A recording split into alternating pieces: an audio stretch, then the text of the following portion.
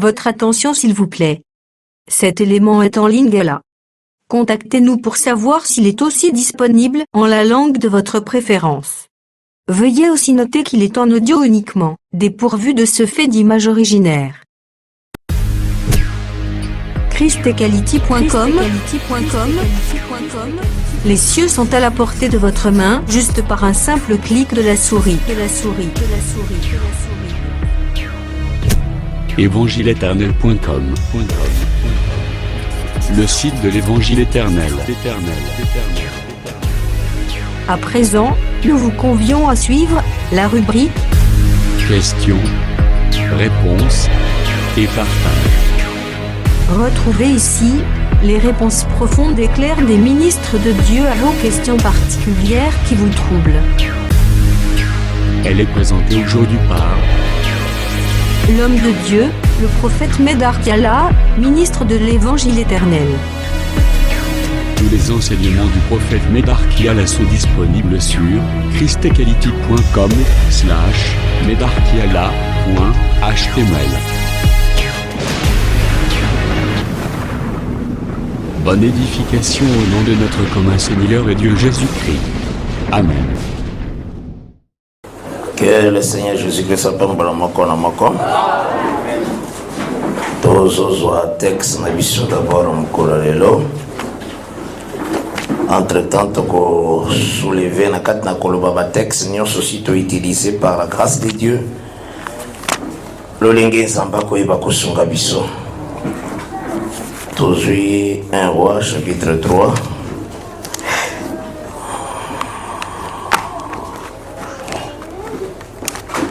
À partir du verset 16, nous lisons le nom du Seigneur Jésus-Christ.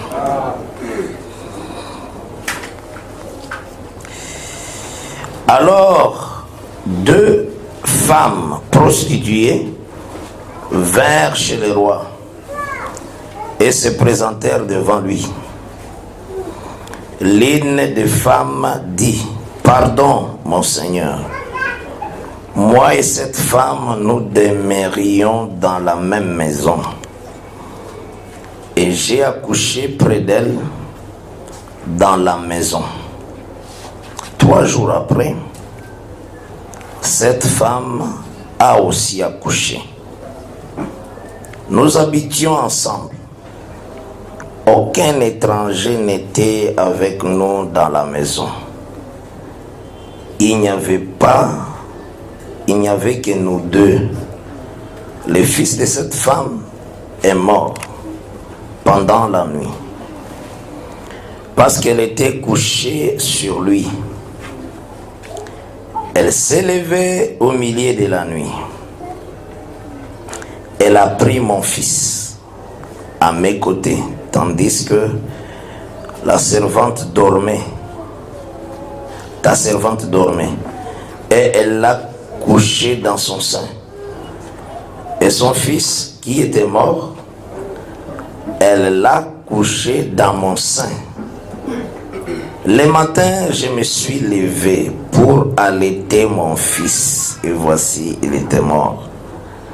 Je l'ai regardé attentivement le matin. Et voici, ce n'était pas mon fils que j'avais enfanté. L'autre femme dit: au contraire, c'est mon fils qui est vivant. Et c'est ton fils qui est mort. Mais la première répliqua: nullement, c'est ton fils qui est mort. Et c'est mon fils qui est vivant. C'est ainsi qu'elles parlèrent devant le roi. Le roi dit: l'une dit: c'est mon fils qui est vivant. Et c'est ton fils qui est mort. Et l'autre dit: nullement, c'est ton fils qui est mort. Et c'est mon fils qui est vivant. Puis il ajouta: apportez-moi une épée. On apporta une épée devant le roi. Et le roi dit: coupez-en de l'enfant qui vit et donnez-en la moitié à l'une et la moitié à l'autre. Alors la femme dont le fils était vivant sentit ses entrailles s'émouvoir pour son fils. Elle dit au roi: ah, mon Seigneur, donnez-lui l'enfant qui vit. Et ne le faites point mourir. Mais l'autre dit, il ne sera ni moi, ni à moi, ni à toi. Coupez-les. Et le roi, prenant la parole, dit, donnez à la première l'enfant qui vit. Et ne le faites point mourir. C'est elle qui est sa mère. Tout Israël a pris les jugements que le roi avait prononcés. Et l'on craignit le roi, car on vit que la sagesse de Dieu était en lui pour le diriger dans ses jugements. Que le Seigneur ajoute ces lectures. C'est cette bénédiction à vos lectures.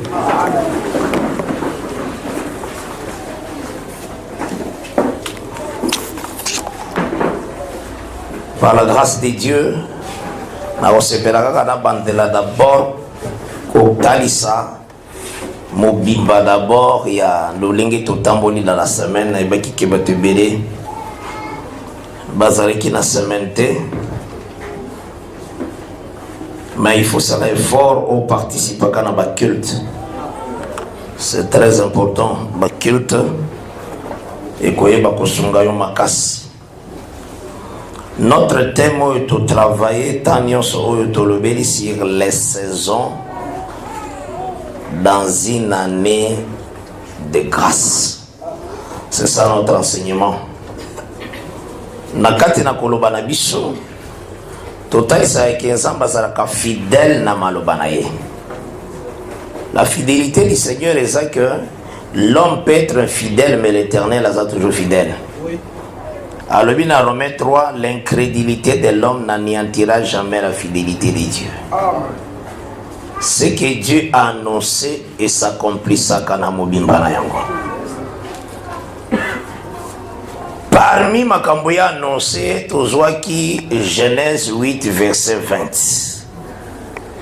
Alors, tant que okomona mabele kozala, sema ina moisson et kolongwa kate.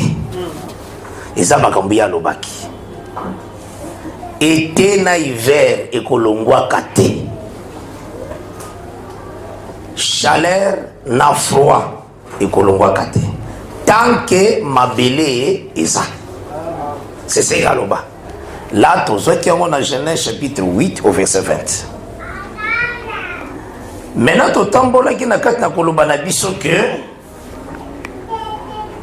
le Seigneur a fait sa année à Mariango na délivrance. Quand le peuple bazalaki na Égypte, tango azokoma mokolo ya kolinga kobimisa bango na mois ya sorti aye en Exode 12. Ayebisi bango mois oyo eza première des mois de l'année. Donc, il y a toujours délivrance na année. Bible za bongo. Yango na ajouté qui témoignage na Deutéronome 15. Kuna le Seigneur azolo bela ceux qui un homme à se vendre et pas ya mutumsusu kwa sala ki mosala ya kiboumbu. L'écriture le dit que a ko servir pendant 6 ans. La 7e année, il faut Moutouana Bima. Pour Zambé a déclaré que la 7e année, il faut Moutouana Azonga libre comme libre. Mais dans le verset 15, où il est allé ce qui est le baki, que le commandement où il a pesi yango, verset 15, il y a Deutéronome 15. Commandement où il a pesi yango pour se souvenir que vous allez en Égypte. Et que vous avez l'esclavagisme et qu'un jour aussi Bobimaki. Donc cela veut dire que le Seigneur appelle ça qui 7e année. Nakati ya 7e année, azo se souvenir na lolenga appelle ça qui année kuna na Exode 12. Lolenga bimisaka bango. Natali ce qui aussi témoignage mosusu. Na oetali année appelée jubilé. Na Lévitique 25. C'est une année, oyoyo, eza année à relâche, il y a délivrance.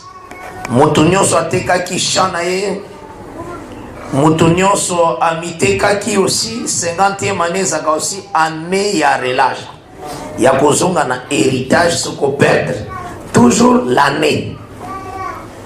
Maintenant totalisaki boye que eloko nyonso le Seigneur azosala na kata Israël azo répéter les kaka Adam na plusieurs formes. C'est ce qu'il faut comprendre.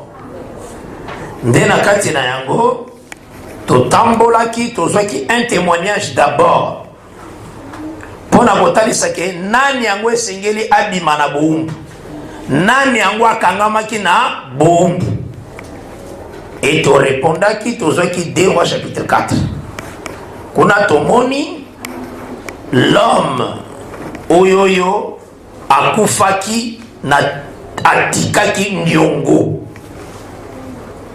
na kosa nyongo atikaki bakanga bana na ye mibale na prison to insistaki ba oyo baza emprisonné baza mibale. Donc mibale wana ezalaki kotalisa biso na Israël toza emprisonné, mais touti nde na kati ya Adam selon la promesse. Le fait qu'Adam achitaki tozalaki emprisonné nde natalisaki ke Adam atika nyongo, nyongo Adama eza nde azangaka bolingo, parce que Yesu alobi soko linginga okobatela malako na ngai, okobatela commandement. Donc bayebaka bolingo na oyo abateli mobeko. Maintenant Adam apesaki ye mobeko atosité, cela veut dire azanga kinde bolingo. Omoni nyongo atika nde yango wana, yango moni Jésus afutaki nyongo Adam, yango Jésus aya na bolingo. Car Dieu a tant aimé le monde qu'il a donné son fils unique. Parce que kuna apedraki nde amour, nde singeli Jésus a foutu amour. Alors totalisaki ke soki bakoki kopesa année, il faut ezala pona ba captif wana mibale po babima bongo. To insistaki. Donc pona kotalisa ke rédemption, rachat eza pona bango mibale, Église, Israël. C'est d'abord ça. Tokani malam eza pona bango mibale. Nde maintenant tobandaki kokota lolenge Nzambe a classé yango. Parce que l'Ecclésiaste chapitre 1 au verset 9 et 10, l'Écriture le dit, ce qui a été, c'est ce qui sera. Dieu ramène que ce qui est passé. Vous en avez malam? Et ensuite, tu avances qui? Total ici que Nzambe apesaka mokili epai ya Adam. Alami napesi yo pouvoir, napesi yo bokonzi. Azoloba déjà na Genèse 1 verset 26 et na 28. Tanga sali moto, ayeko sala moto na mwasi. Pe aibisi moto na lolenge singili a dominé sur la terre, sur les oiseaux, sur tout ce qui se meut, tout ça. Mais tango Adam sumuki à perdre héritage. Lokola Nzambe alobaka de plusieurs manières. Selon Hébreux chapitre 1 verset 1. Nde Nzambe lolinga salaka jardin d'Eden. Après ayaka kosala motu, azui motu azokoti na jardin d'Eden. A répété mouvement wana na Abraham. Arabi Abraham, quitte ton pays, quitte ta patrie, va dans les pays que je te montrerai. Et ça mouvement ni azoka Adam, va dans les pays que je te montrerai. Aussi pas mal à moi. Azoka Adam, jardin d'Eden awa, Adam sali Adam, maintenant memi Adam ti ayokotsa. Maintenant mouvement nande aye ko répéter mo pa ya Abraham. Va dans les pays que je te montrerai. Donc Abraham azalaki Adam. Yango Sokotali na Romains 4, verset 13. L'héritage du monde a été promis à Abraham et à sa postérité. Or, l'héritage du monde est précisément d'abord et pas à Adam. Tant Adam perdre, Zambayo Zongi, sa mouvement n'est pas à Abraham. Abraham. Abraham en réalité, bateau basa fana mabele basa ko benga ye tokoti kilo mabele ndenge nini tata na yonde kolo mabele yo sanga prince osola na wala moi so ta ina Genèse 23 tanga lingo somba mabele pa kunda Sara ba ebisi non tokoteke la yote pour yo sa prince donc mabele de ya bino osola na wala voilà Abraham était comme Adam, propriétaire du monde. Vous en avez malade, mais après, dans Genèse 23, on a somba. Donc, si d'abord que, dans le mouvement, sur le Seigneur, il y a Saraki Wana, et pas Adam, après ça qui parole, Adam fait sa parole, pour faire dans ma bélango. Et pas il paye Abraham, il faut répéter même. Alobi, dans Genèse 18, verset 17, cacherai-je à Abraham quelque chose? Alobi, Abraham deviendra certainement une grande nation, car je l'ai ordonné, afin qu'après sa ordre n'a bananaye, bakwa ko garder la voie de l'Éternel à prier, ainsi n'a ko accomplir ma communion sur la vie qui Abraham. Au moni, Nanda Abraham a tiré sa loi, sa parole. Et aussi, maman, pour Nakati Anda quoi Adam pe na jardin de a tiré qui parole. Aussi, Maninga Lotambola, Dieu répète, mais de plusieurs manières. C'est ce qu'il faut comprendre. Yango Toloba ki boy. Adam abimaki jardin d'Eden po atosaki loite. Yango molipe nakata Israël. Le Seigneur a dit que Moïse, ceux qui ont battu les mibeko en Zambété, beaucoup de mana mabelo, beaucoup de captivité. Il fait que répéter. Ozola na malam, bakoya ko kangabino na ba nation, ba membino na boumbu boko perdre terre.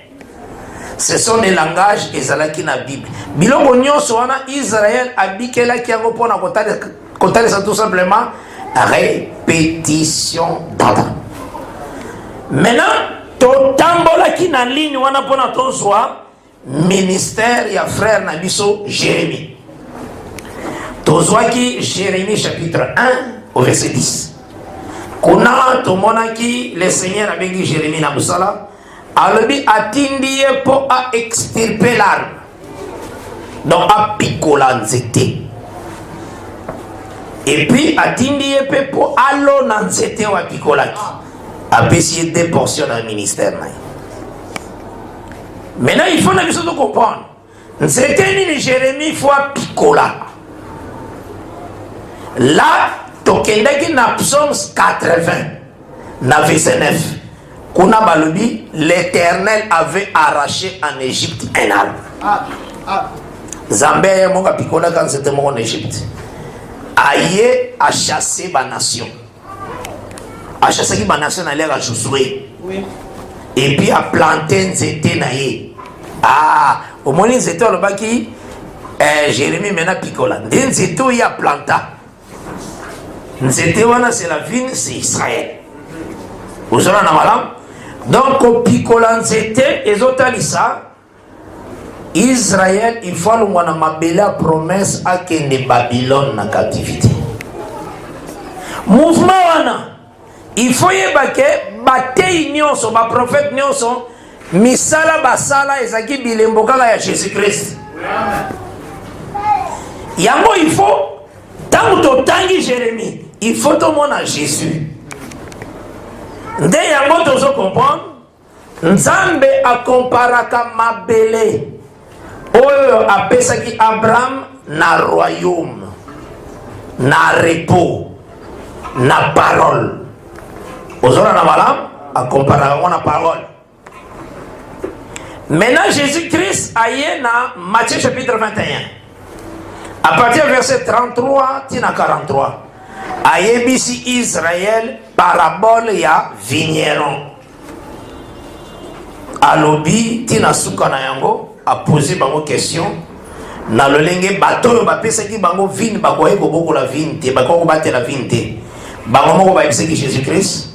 Il faut le maître de la vigne, le propriétaire de la vigne, à l'ongola va vigner wana nyos. Azwa vigna pesa ngona batu mususu. De Jésus-Christ a dit botanga te, c'est pourquoi le royaume des cieux kolongwa na kati na bino. Au moins le royaume des cieux solongwa, c'est que nzamba zo batela azo botola bango mabele. Mabele nde nzamba benga ngo nelembo royaume. Oui. Osona na malamu hein? Mabele parce que mabele wana etalisaka Kana. Kana c'est un homme. Osona na malamu hein? Mwana ya Cham. Natalisaki bino que Cham atalisaka tous les prophètes.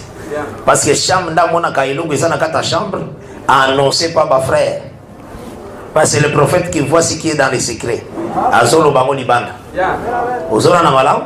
Il dit à considérer tous les prophètes comme les pères et fils de Jésus-Christ. Vous avez un malam? Il faut y avoir Jésus-Christ, ça veut dire que toute plante que mon père n'a pas plantée sera déracinée. Vous avez un malam? C'est que la loi, les psaumes, le prophète ne déclare pas, il faut y long. Vous avez un c'est ça la parole de Dieu. À cause de la makambo, et comment qui peut accomplir. Mais au Eza, yangote faut que l'on neti. Bataki loi bakoma ikoloba avant olia kaka foso kolaka maboko sinon ozala impur albi yango esa parole te on esa tradition humaine kosokola maboko esa ka pona hygiène mais esa te que loi moko ezala ki avant olia foso kolaka maboko non albi donc ça c'était une plante que le père n'a pas plantée yango alukaki a déracinango ozona na malam bato zo simba na bango te. Donc ce qui n'est pas dans la loi, les psaumes et les prophètes, il faut ça déraciner. Yango atinda ki ba potre ba kende ko somba biloko akolia. Tant ba uto somba biloko akolia ba ye yokali kamba soloba. Ne dites-vous pas qu'il y a encore 4 mois avant que moisson y a. Alors lui déjà la moisson blanchisse. Moisson ezo ko comme déjà pembe.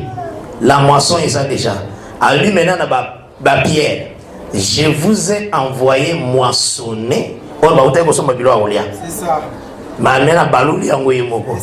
Je vous ai envoyé moissonner là où vous n'avez pas semé.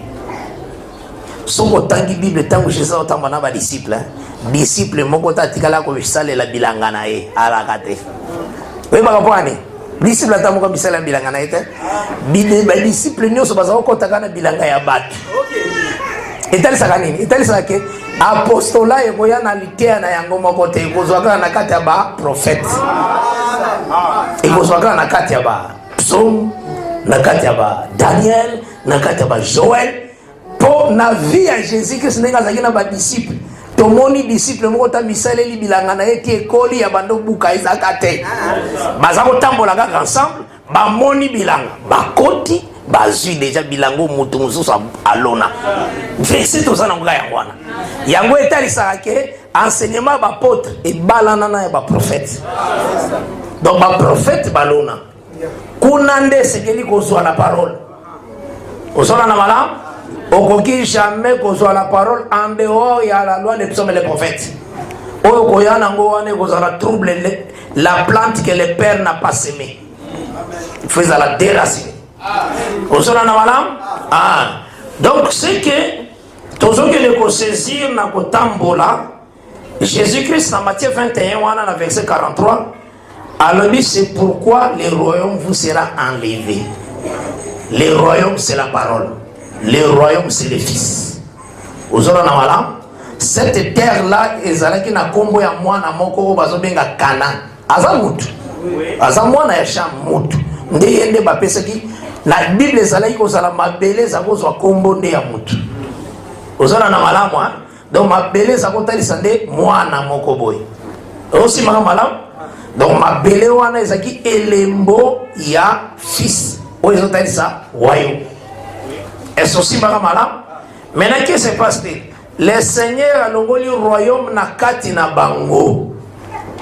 azui royaume wana apesi biso royaume wana ndeza la parole liloba ezalaki ya babikolo te liloba eye koya nde na ngamba bikolo mpo Israel abwaki liloba liloba nde bomo ya seko liloba nde eza nelonga likolo na liwa ozosimba malamu nde eye na ngambo na biso. Alors ce que na kata Israël le Seigneur a conquis ministère ya Jérémie. Maintenant Jérémie na kati na atalisaki ke parole ezolongwa na kati na bango na temps ya printemps na été. Voilà tozwaki Jérémie chapitre 8 na verset 20. Kona elobi la moisson est passée, l'été est fini et nous ne sommes pas sauvés. Donc, la première étape y a année, Israël a zobikate. Vous aurez un malam?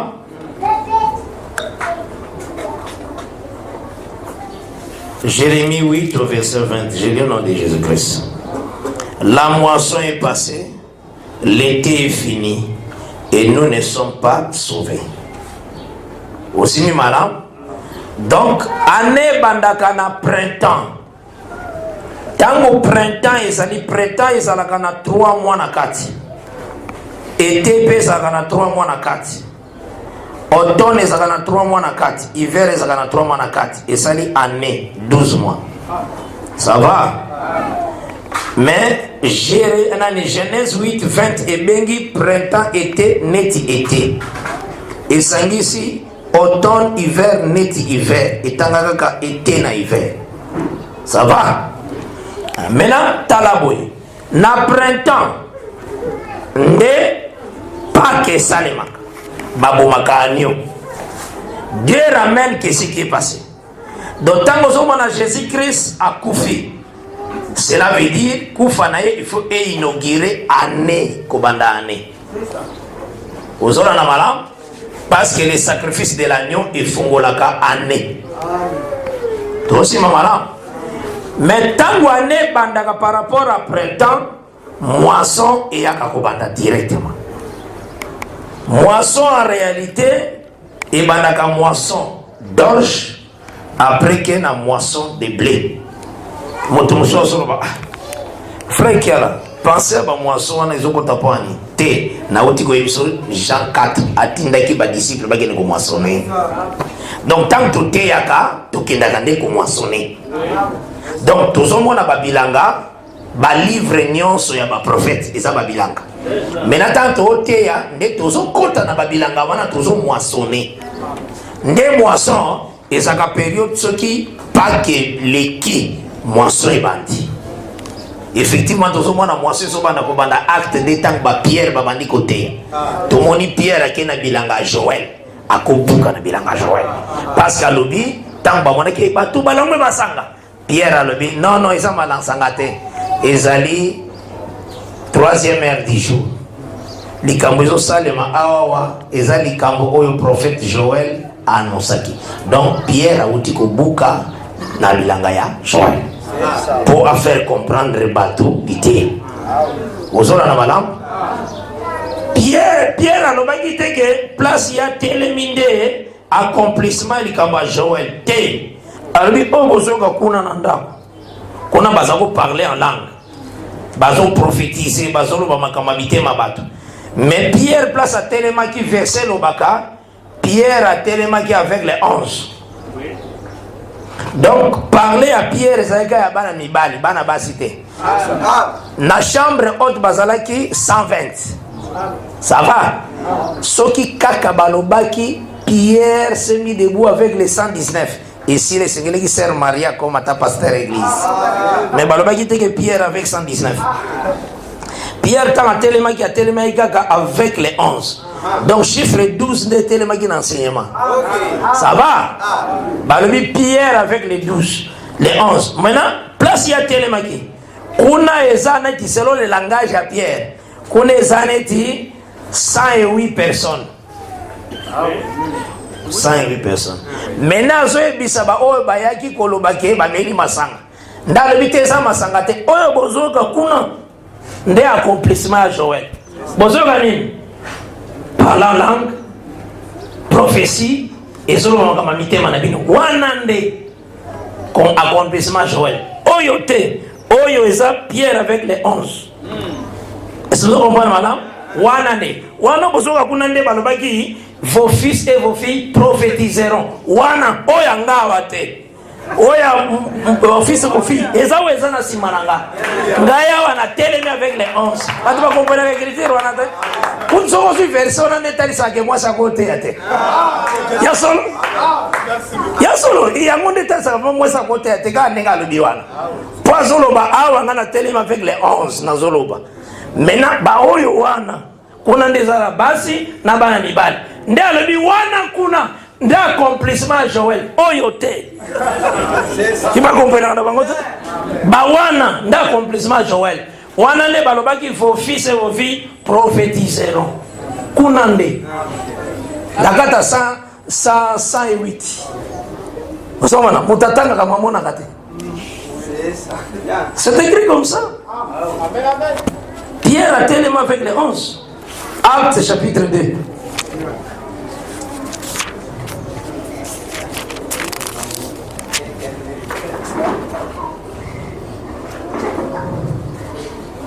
Verset 14. Je lis. Alors Pierre, acte 2, verset 14. Alors Pierre se présenta avec les 11 et leva la voix. Au moins, à tellement qu'il n'y moko. Ce qui a sagi na batebele mbele simba lobaki élevèrent la voix. Mais ça y a yemoko. Mais yemoko wana c'est avec les 11. Il se présenta avec les 11, éleva la voix. Ils ont français mon ma bien. Parce que ça na 11 personnes. Mais là mon balobaki élevèrent la voix. Hein? Na français. Les balobaka bon français. Ils élevèrent la voix. Mais à télé 11 personnes mais éleva la voix. Bible. Wana bazo ba le ministère eza mutu moko. Ah, c'est ça. Éleva la voix et leur parla en ces termes.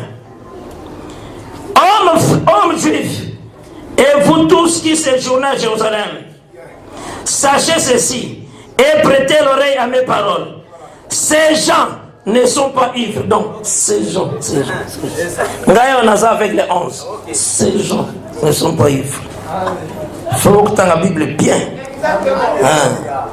Ces gens ne sont pas ivres, comme vous les supposez, car c'est la 3e heure du jour. Mais c'est ici ce qui a été dit par le prophète Joël. Dans les derniers jours, dit Dieu, je répandrai de mon esprit sur toute chair. Maintenant, vous avez sapé toute chair les gens sougnés. Chair Ezagana, Ézéchiel 36. Sinon, sosono nandako akozomolimo. Oui, pas à chair. Pourquoi les gagambangu na samesa akoya kozomolimo? Pour répandre esprit à toute chair. Wana mwani mutateka ndeko na ngai. Zamba akosoma molimo na suni nyonso. Vraiment. Yoka chair ango balobela kinde yango. Ézéchiel 36, verset 26 à 27. Je vous donnerai un cœur nouveau et je mettrai en vous un esprit nouveau. J'ôterai de votre corps le cœur de pierre et je vous donnerai un cœur de chair. Donc, ce qu'on appelle cœur, c'est comme chair, Saint-Esprit fait quitter. Dans le bagi, je répandrai de mon esprit sur toute chair. Maintenant, pour comprendre, Tango Bango Balobaki, homme frère, que ferons-nous? En réalité, il bango. Oh. Boko makaka na mitema soni. De beaucoup Saint-Esprit. C'est ça la réponse à Pisaki bango. Donc, convertissez-vous, répentez-vous. Nde menozo koma chair. Ozona na malam. Loko komika chair. Saint-Esprit fait quitte. C'est la promesse à Pesaki na Ézéchiel. Na oyo ezokoma parce que moto azondima la parole te azaka na cœur de pierre. Moto se répartit a commis chair. Ozona na malam? Quand la Bible lobaka toute chair, hein, Zoa Nombre chapitre 15. Pour le connaître, il faut y aller.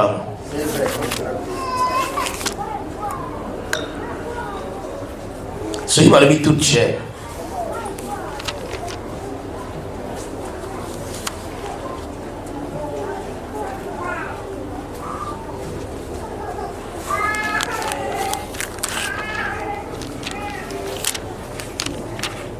Nombre 15, na lukangona no.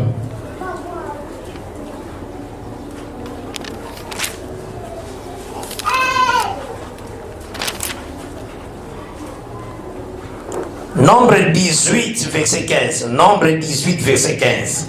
Merci Seigneur Jésus-Christ. Nombre 18, verset 15. Tout premier-né de toute chair. Maintenant, je vais expliquer toute chair. Ce qui est toute chair, il y a toute chair au Yanzoto. Hein? Je vais expliquer toute chair, il y a toute chair en Zoto. Vous savez, mais on a connu ça toute chair, il y a toute chair en Zoto. Maintenant, dans les sociétés, on a toute chair en Zoto. Talanding faut toute chair en Zoto. Yango yao. Tout premier-né de toute chair qu'ils offriront à l'Éternel, tant des hommes que des animaux. Vous l'avez mal à moi, hein? Donc, ce qu'on dit toute chair en Zoto, sangisana ban tabana yo ba ko Saint-Esprit, ba meme na yo ba ko Saint-Esprit, ba ce qui ba soso na yo ba ko Saint-Esprit, ndiko zo mona zo le kana nzeta ko na Saint-Esprit, pour y passer chair. Ce qu'on dit chair en ndengwana. Parce que tant que toute chair ya chair yo, ba tanga ka tant des hommes que des animaux. C'est ça la Bible. Pourquoi la animaux? Si on pense à toute chair, nous avons parlé de toute chair. C'est fini. Au quotidien des causes, on a dit banga. Il y a un nombre 18. Parce qu'on a toute chair. À toute chair, il y a moté, mais l'ongoué pierre. Et l'ongoué l'incrédulité. Et comme une conversion, c'est ça toute chair. Au moins, on a combien de bâtiments à Mabé? Alors, banane bakokota mena. Parce que vous êtes à Mabé, vous êtes salé zate. Salé zate, vous êtes à Mabé.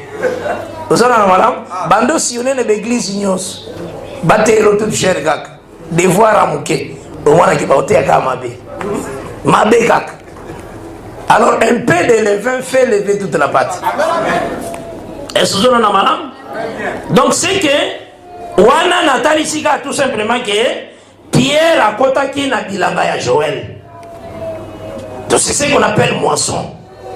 Vous avez madame? Donc, moisson, et ça la moisson de blé, et bandara d'abord moisson d'orge et moisson de blé. Langage wana, orge, ça a valeur moins que les blés. Donc, moisson d'orge dans moisson de blé, ça a écriture et son interprétation. Vous avez un malam, vous avez une loi na grâce. Vous aussi malam, c'est comme ça qu'il y a des bapukaka. Il y a un moment rite, à tikala qui n'a bilanga bandi na moisson d'orge, qui na moisson de blé. Ndabima bilanga. Vous avez un malam, là sur le rite chapitre 2, aux versets 22 à 23. Tout aussi malam. Donc, na zongeli boy pour natali sayo que après sacrifice ya Pâques, moisson et bandit, c'est bien clair. Après beaucoup failli se que c'est Yesu, ba Pierre ba wandi déjà okende ko buka na bilanga Joël, na bilanga ya ba David, na bilanga ba Paul ba ke ko buka pa ya ba bilanga ba Aaron, tout ça. Et lui sur la paix tout ce qui est ko buka. D'ailleurs pour tout texte na biso tanga ki ça na bilanga na Salomon. Vous savez tout ce qui est ko buka. Donc tant ya moisson. Maintenant, la période à moisson, Jérémie a dit Israël n'est pas sauvé. C'est vrai. Tant que Israël a sa parole. Tout ça, madame, tant que et ça, tant y a grâce. N'année à grâce. Mais Israël n'a tant que à ça, dans le côté. Parce qu'il a rejeté parole pour y avoir la parole. Mais le but quoi Israël est en étape ligne. Na étape ya ministère à Jérémie tangu nzamba yebisaki Jérémie toujours na Jérémie indice que oko planter arbre en lisusu. Cela veut dire arbre longwaki na mabele. O isa comme royaume, arbre ne kozonga na mabele o isa comme royaume. Tozo kana mala moi. Ah, nde tozwaki arbre total c'est que ça peuple juif. Peuple juif dans basota Babylone. Kozonga bazonga. Cela veut dire éteindre un ministère à Jérémie a mis balé sur pour qui ça m'a quoi planter encore l'arbre qui était déraciné. Maintenant, les total Israël a zonga qui n'a mabelé na ye quand tu regardes madame n'est tozoki Esdras chapitre 3 au verset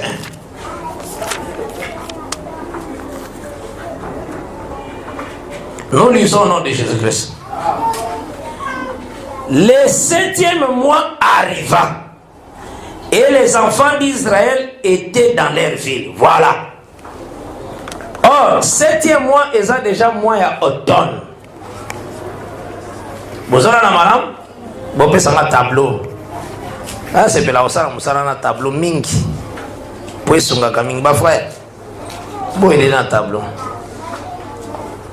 Ah vraiment quand ndenge pasteur Gervais lobaki ya football kama électricien bien liboso esenga ka lumière ezala makasi pona image biso tozala na misala mingi na média tozala ka obligé service na tokosala ezala bien enregistré ezala ka pona ko aider bato ebele baza na ignorance bazwa une bonne position. C'est ça notre charge. Voilà pourquoi on aura toujours l'enseignement pour nous faciliter bato belé ne doté à vous bato belé ba la maté. Vous aurez la malade.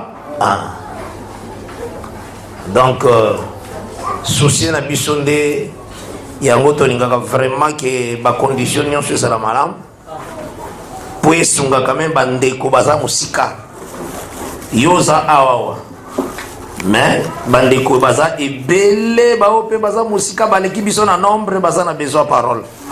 Donc tokoki ko négliger bango te ce que toza na bolingo nzambe. Bible lobaki na Exode 16 soko kei kozwa mana zuila pe mutoyo azate. Donc toza la na souci tant toujours envoyer basusu pe baza wate ba bénéficier. Tozo kana ma. Je pense que bateau basaki na semaine bazo comprendre mieux ma casse collègue. Vous en avez bien hein? Donc c'est que ils ont vraiment ils ont comme un nez. Nazana crée nanga na tambola na crée nanga. Il faut nazana crée nanga naza mola kisiti. À part crée na binonga pe fona na crée. Naza kana crée. Tolobaki boy.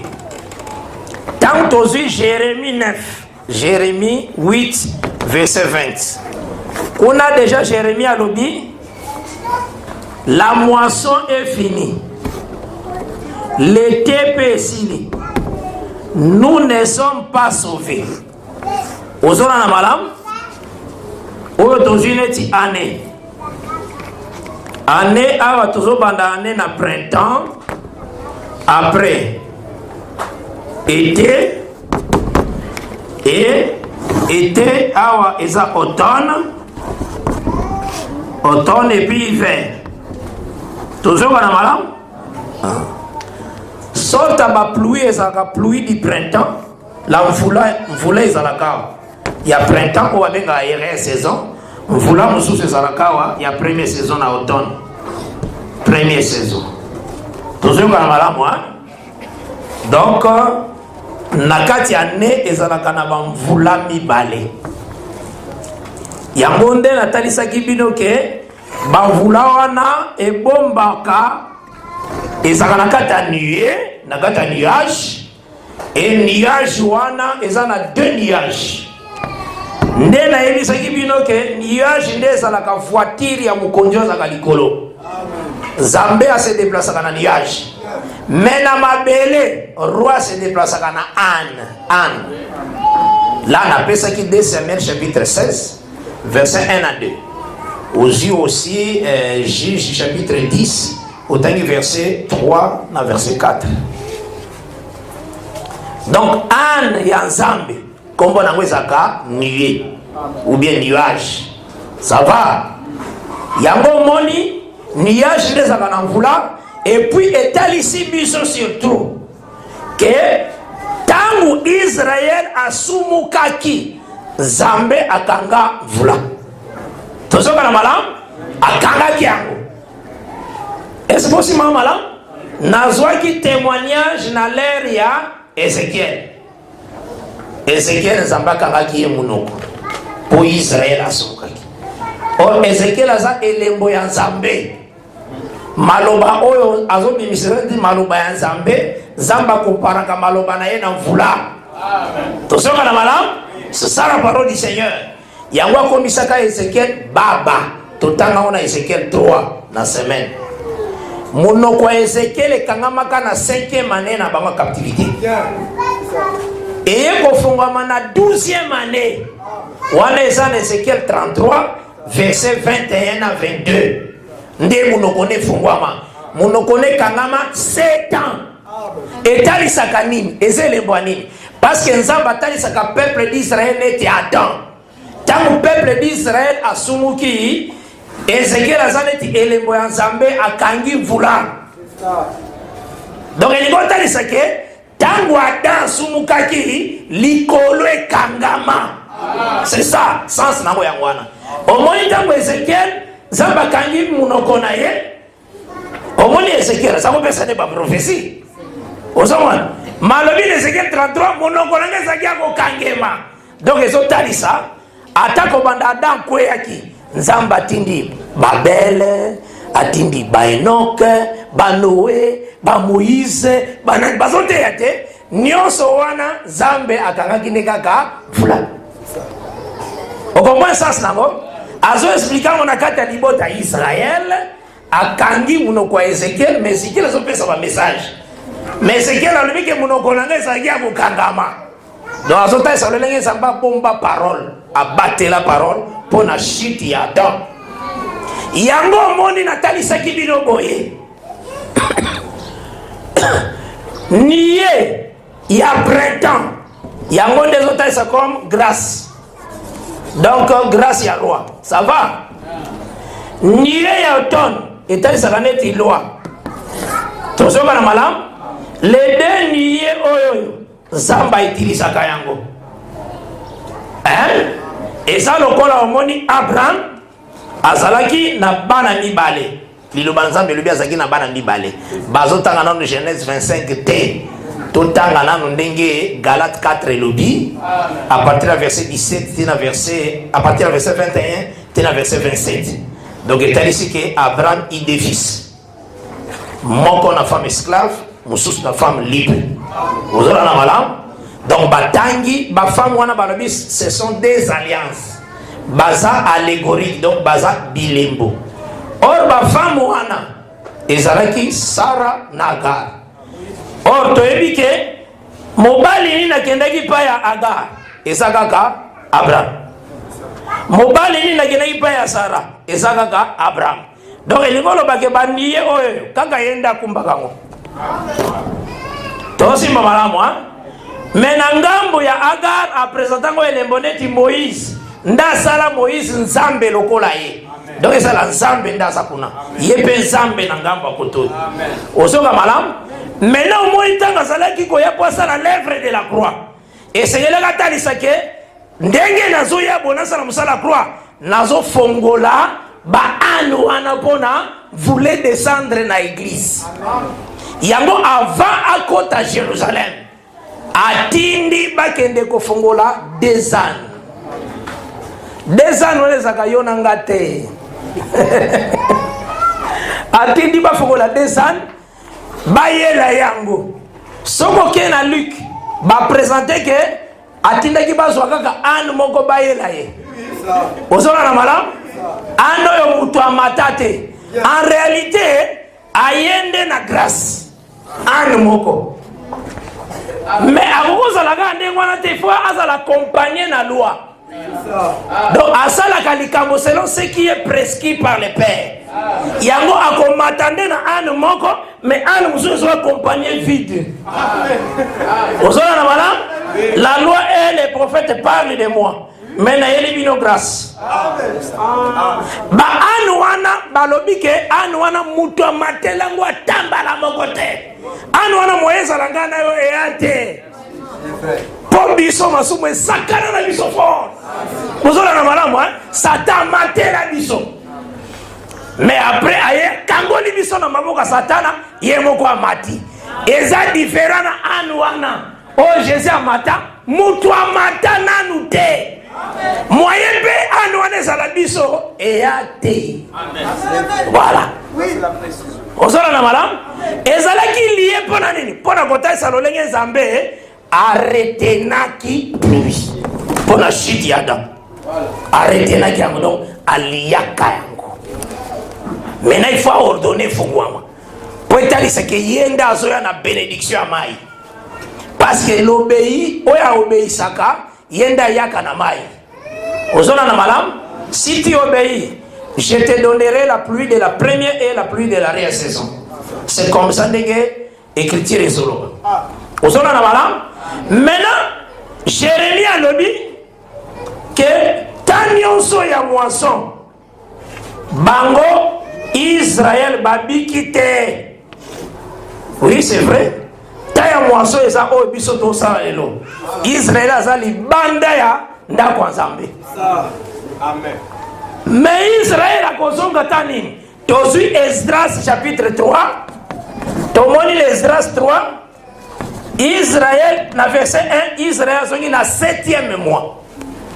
Tala, printemps et salaka, na 3 mois. Donc, première, deuxième, troisième.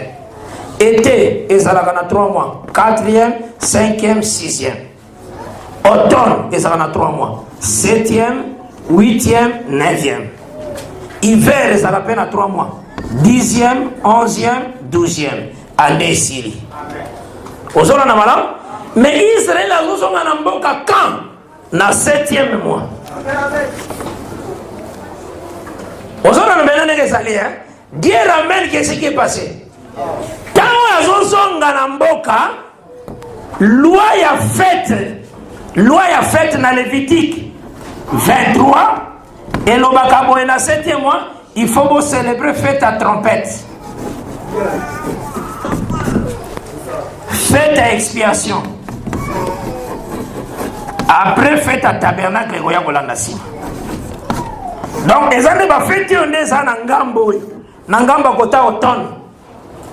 Ozona na malamu Donc tant Israël a koti eza étape ya Jérémie a planté encore arbre ya longola. Tozoka na malamu Donc la parole est zongi na Israël. Voilà donc c'est pas bien. Nzambe déjà te dit que la parole est zongi na Israël na 7e mois. Wana yo attention qu'il y a déjà enlèvement. Pour Jésus-Christ alobaki na Matthieu 24 boy. Bota la ba figuier na ba autre arbre. Ce qui bomoni est comme tendre boye ba que été est comme proche. Alors vous de même tant que vous komona biloko nyonso makambo nyonso esalemi boyebake maintenant zo remplacer place a été. Alors le fils de l'homme est à la porte. Amen. Donc yeko yako sabiso ezalaka elembo ya été. Tozoka na maram parce que été ezalaka comme souka ya moisson. Po bazwa grenier ekota bazwa ba grain ekota grenier. Et bombama. Ozona na malamu nde yango nde tozali kotalisa ke biso soki tokei tosilisi année te. Année ya grâce eza. Ozona na malamu nde Israël mena parole kozoke pana ye na nzela fête à trompette. Nani akobeta trompette? Na tango Esdras wana soko tangi Esdras chapitre 5 verset 1 à 2 balobi âgé na Zacharie babandaki ko prophétiser. Deux prophètes bazako prophétiser au même moment. Bateyo balobaka o Nzamba tindaka deux prophètes au même moment te. Vraiment bakourager baza. Sala kana mawa makasi sorta mateya bato. ba verset belé ils ont ba prophète musu ba zaktan Israël katana ki ande côté zaki royaume de Juda côté royaume d'Israël au moins na bengambo ba prophète baza comment bato bazo loba makambo ndire to kotanga Bible te Aux Apocalypse 11 attendi 2 heures au même moment. Deux prophètes au même moment. Et ça m'a makasi. En tout cas, ce que vous avez dans l'église, c'est un branamisme. En tout cas, vous avez une erreur makasi. Zamba yokelo maobi maoya awa ozo baptême dans le nom de Jésus-Christ. Parce que ce qui baptême déjà dans l'ité à mabi. Vous avez avant kokota mer rouge bauta kanano kolia agneau. Donc, au lieu agneau en Exode 12, nde oye kokota mer rouge. Ce qui agneau c'est là qui m'a bé, okokufa kuna, oko même na maïke. Sorte nini agneau lia qui peut tindo que kokota maïke. Et ça dans le sens, il faut d'abord vérifier dans agneau. Avant de le bagage kokota qui maïke. Okota maïke même au nom de Jésus. Mais sorte agneau et tindo que kokota le maïke ça na défaut. Ce qu'il faut nous la baptême na yoan. Et ça na défaut. Il faut d'abord tout à l'heure agneau nini liaki. C'est total les paroles aux oaki et ça parole aux autres tombolande mutu. Parole mo bien sûr to le combat Jésus et Saint-Exaté. Ceux batangi William Marion Branham batu basote ne seng. Bazo aimer leurs frères plus que Jésus. Jésus a dit ils ne sont pas dignes pour les royaumes. Ils ne sont pas dignes pour les royaumes. Naïbi sakande komoko ya Abrahamis naïbi sieke. Remarquez que la division na bien ça tout autour de combat Jésus. Ça tout autour ya makambo motalo baki. Ndeko zo kabwana. Après, ayo tu na pas tout ça ko partager Malaki 4 na solo na bango tina zo expliquer bango na bisi bango Malaki 4 eza na tongo eza na butute parce qu'on a balobi le soleil le vent nous a visité balobi le soleil couchanté parce que biso église tozana Apocalypse 2 na 3 Apocalypse 2 na 3 ba présenter biso na ba étoile et ngolo ba tozana butu au moins Apocalypse ça na 7 étoiles hein donc les étoiles nzambe na 4e jour à tiango po et ça la nuit biso toza aussi la femme comme la lune ozana na malam mais Malaki 4 ça soleil levant nous a visité na ebisi bango soki quand même comment qui soleil couchant belle na ndimi amen ozomon awe eza levant biso tozala lera coucher du soleil ozana na malam lever à soleil eza Israël il est bisoté to sololi la bango ba tia tembe alors esalemi ke to fana ye bango na veranda na biso esalemi na s'excuser na zaki na besoin que nos zoyelo komoko na ndako metant na côté na ndako na kenaki musika te place na kenaki zaika na sima presque à porte na koyoka makambo zalo ba bango bakasiki na ke musika na kata ndako mais na bango ba bazaki bango mbale ba bi en tout cas tato tia tembe ko makambo mutazolo yango Nayoki bango vraiment. Ndeki bazo témoigner que en tout cas makambo mutozo lo beza yango ezana be critère précision. Alors maintenant alinza ba dinge. Maintenant sikoyo na tourner na yeko bima. Donc il y a des musique na moni ba bongami afande. Ba poser une question. Nini ezo prouver que oyo zo lo beza solo. Ba poser une question. Oh na uto yoka li solo na bango. Ngalo bia eza tangu boko tikalanga na ken enlèvement pona za sonelo pona sena bisbilonions mena tangu boko tikala mena na ken alineto nde boko comprendre que bona maté mabe c'est ça yo batei yo que ana grâce ndena sa websa ana grâce et aussi la grande église mena Israël ko bika na neni or aneza la ki pona deux peuples deux fils ozona na malam nde tozotalisa boye que omoni ntango Israël azongi na position grâce ezonga na Israël il faut d'abord ebanda par trompette donc liteya les deux il faut bateya or ce qui trompette et salemi après trompette expiation cela veut dire na simalité ba milela kana mabe na bango Motunios, Sokazan Mabea Yokiliteya, Akomikitisa Amilili. Yamone Zamba classa fait à Monéwana. classant, fais ta trompette, après tu fais ta expiation. Donc si tu as dit parole, fais l'ongola masumu na ye et expier la faute. Yango tozolo ba ke kamba dezwe ba ye ba côté ya parole na Israël et puis l'ité na bango ekotinda que Israël a se repenti. Osoka mala nde yango na keleko talisake après départ na biso il y a une semaine qui reste. Une semaine est comme 7 jours. Nous avons un jour comme une année. Donc 7 jours est comme 7 ans. Il y a un programme à Israël. Israël, tant que parole les autres pas une année, et ça la suite il y a année. Année silité. Et la suite année. Mais qu'est-ce qui se passe-t-il? Le Seigneur a causé la colère, a goûté sa vengeance contre la nation où il domine qui peuple. Donc, tant que ici colère, il y a que Israël pas de colère en zambété. Israël a de grâce. Vous savez, parce que l'Itéa, il y a bon zambé, où il y a des gens que Jésus a foyer. Parce que Jean-Baptiste a été qui a dit que nazoteya, mais nazoteya pour nous présenter bino oya zoya. Bango pe bakote, bagolobake, Jésus a zoya. Et ça le rôle biso pende to terre to lobake, to se préparer parce que kola koya. Ozoma, Israël a koyeba que après ba deux ans oyo, yemoko, o babenga ka yeme akoya. Ozona na malam, mais tant ba deux ans ba sisiliteya, ba deux ans ba kote à peu près 3 ans et demi. Tangu badezo bateyaka 3 ans et demi oyoyo ba nation bakoluka ba attaquer Israël mais bakokoka Israël te. Tana bango ya mateya na bango soko tangi Zacharie 14 et lobi na verset 6 tina 8 tina 7 même et lobi ekozala tango ezala comme froid. Ils ont présenté comme temps ya hiver. Ozona na madame temps mateya na bango. Mais ça pour battre sur Israël la lumière.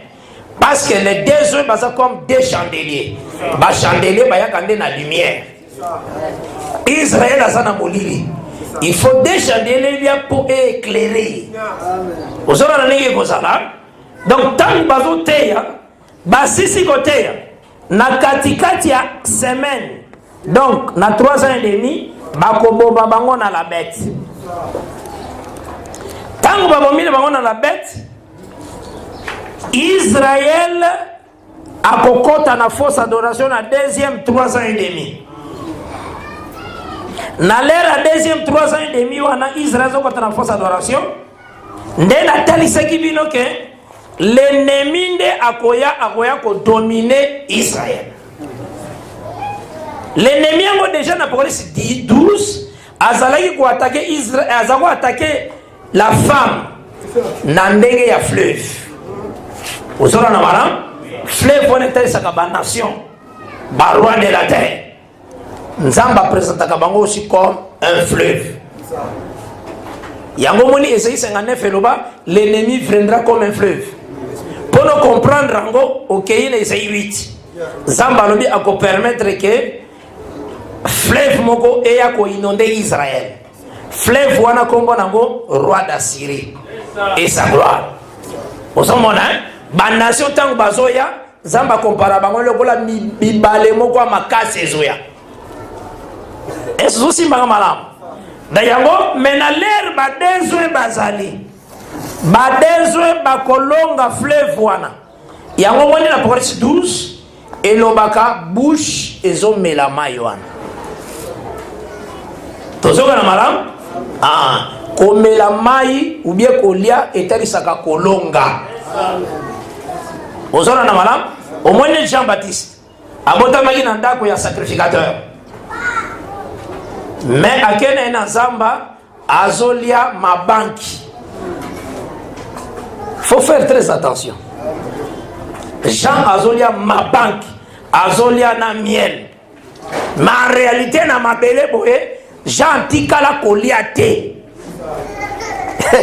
Nana biso jantika la Goliath ezakande Jésus na Matthieu 11. Abi na ko comparer génération na nani? Amen. Na ko comparer ngo na bana moko bafandi na lieu public. Bazo yebisa bana mosusu.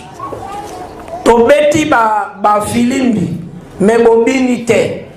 Toyembi banzembo ya kolela boleli te. Jean est venu ne mangeant ni ne buvant.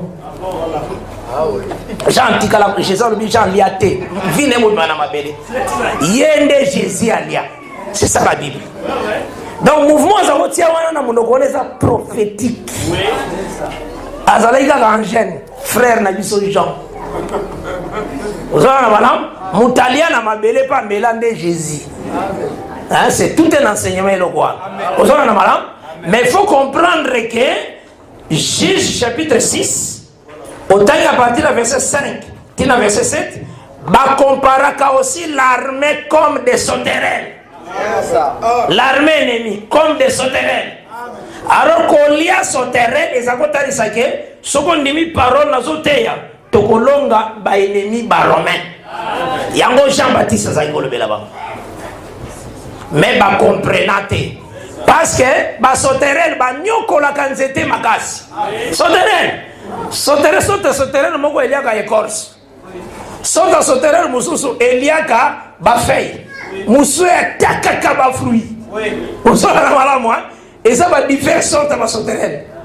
Oso si malamu. Amen. Maintenant ce qui nous était à apprendre que mutu moko ayekaka vile mo bibalaka ba sauterelle. Nzete kosipela et comment on appelle ni na nyokwa maki mingi mutoyo vraiment kangoli ngai nani aye kolongola oya yaka kolianda tanyos. Donc Jean Zalaki azolongola oyo ezotungisa nzete azolia azolongola nzete zokoma libre. Nzete zoko mais bango ba comprendre ki angote nzete wana nde Israël ndaza kotalisa bango ke nani sauterelle na tungisa bino Rome.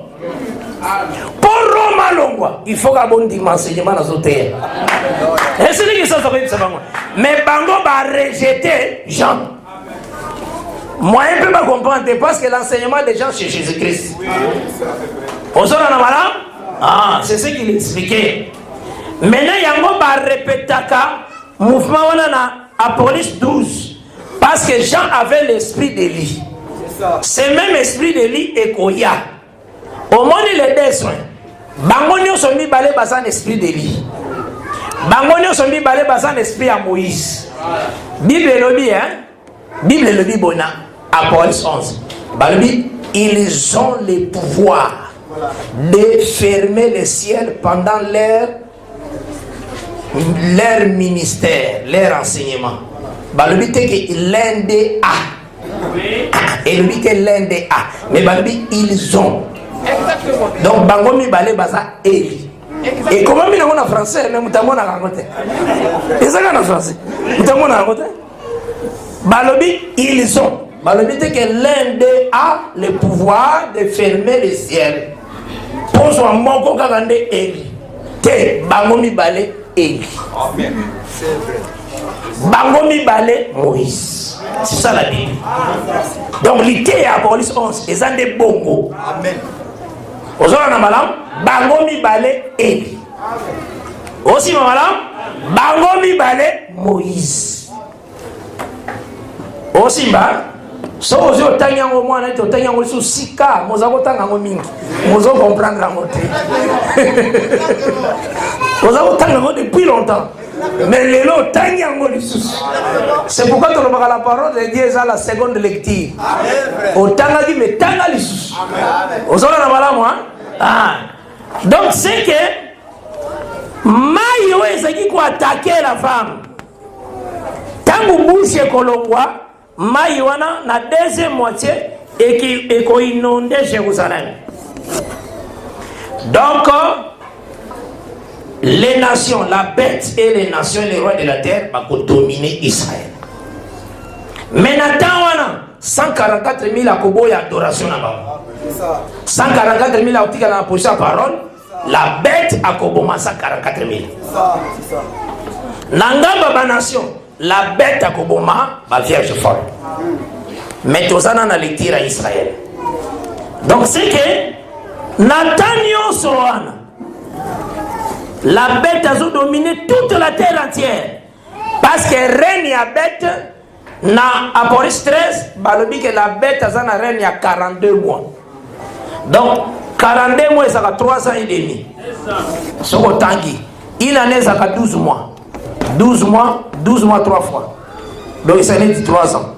4 années, ça a 6 mois. Donc ce que ça a 42 mois. Ce que tu as pour 13, la bête va passer pouvoir 42 mois. Donc la bête a causé la roi et la terre nyonso. A causé la Dieu et la terre nyonso pendant 42 mois. Nathan wanande Israël a ko kwe ya lisusu. Et ko sadema après que badezo si bakufi. Ozona na malam? Mais 144 000 a ko boy adoration na de bakobomba bango. Maintenant, le col à la bête n'a pas roi de la terre, bako dominer terre. Le Seigneur a koya ko combattre bango. Yangonde Bible bega bango Armageddon. Akoya ko bundana bango. Ko bundana bango de yango Apocalypse 10. Parce que akokuta mai etondi likola mabele. Mai wana ye fwani atango. Là na pesa kibino Esaïe 37 verset 25. Lokolo ya Nzambe kausaka mai. Osona na malam akotia likola droite pour atali sa force na ye. Lokola gauche ezali pour posséder terre pour za libérer. Osona na malam. Donc Nathalie saki bino na Daniel 12 que combat ya Armageddon ko dire 30 jours. Oui. Wana il faut savoir enregistrement ya oyele kaki. Après combat oyo lokola kolonga ba Israélite ba comprendre que en tout cas oyo uti ko bundao ala libérateur parce que ba roi ne so ba koyi. Nde Jésus a quoi apparaître na Israël pour na ba Israélite. A kosolana bango pendant 45 jours. Oyo nyonso tolobaki yango lobi. Tozoki on a Daniel 12. Ozona na malam akosolana bango parce que bazako zele ta prophète. Tanga zo solana bango wana eza pona ba se repentir lisusu po ba utaki ko kweya lisusu après mateya ya dezo. Nde tolobaki que Jésus-Christ akoya comme une mère. Maman boaga kabana na ete. Ata basa maba koluka ba bonga. Ozona na malam yango moni natali saki boye. Ce qui a été, c'est ce qui sera. Pour Israël, abima Égypte, nzamba tinda batumi satu. Là, nazoka Michée chapitre 6, na verset 4. Le Seigneur a tinda qui? Moïse, Aaron, na Marie.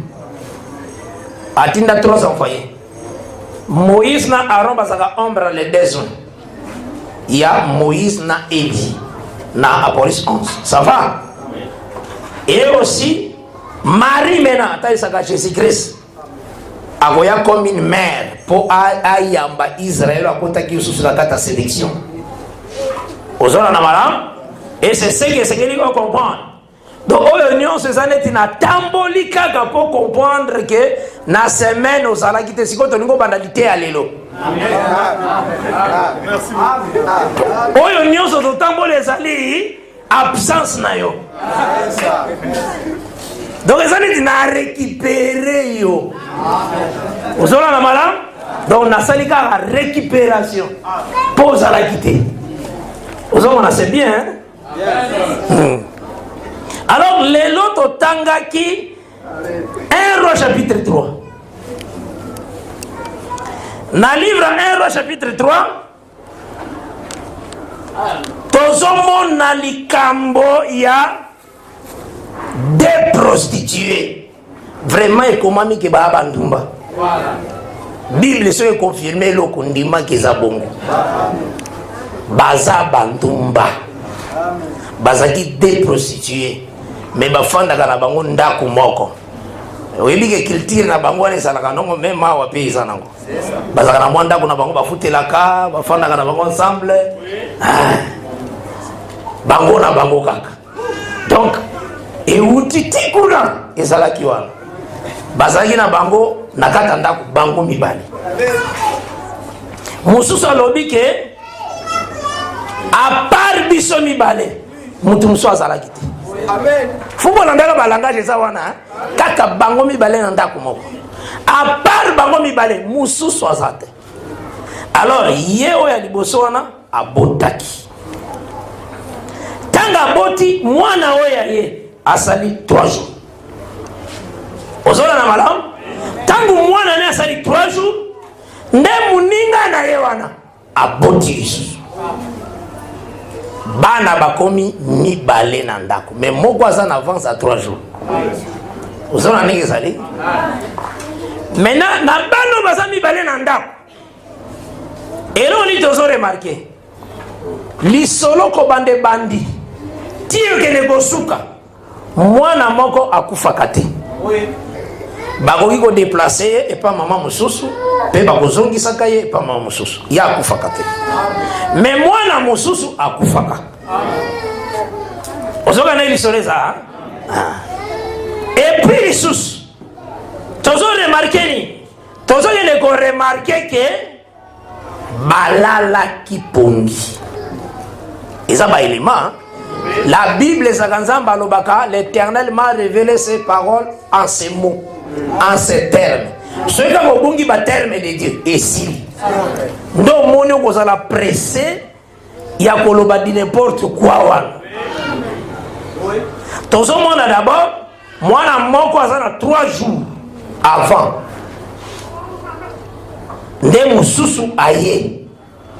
Mususu wana aye, nde yenda kufaki. Oya kufaki wana akenda pe bakenda na yepe na ngambo mama mususu pe azonga na ngambo mususu maza ya kokufa. Ozona na mala ya bomo ipe ya bomo yaza akufa te masala déplacement. Ozona na mala elo tozo remarquer ni kolo mwana oya salaki ya mwana oya kufa kate. Ti bazo yiba ye mwana azalaika ya kolala. Mutu mobimba atikali kuna mukate. Na tawana mwana azalaki na maboko ya mama mususu. Alamuki kaka tangu tongo ye. Dona leru wana ya butu wana ba remplacer laki ye mwana ya liwa. Afandi na mwana kufa butu yekaka pongi. Bible il faut expliquer pongi lingoloba ni. C'est comme ça bataille ya banza. Babandaka te, how église, how Israël, omoni te, bataille ya bongo te. Bataille ya lingwana te makamanzambe.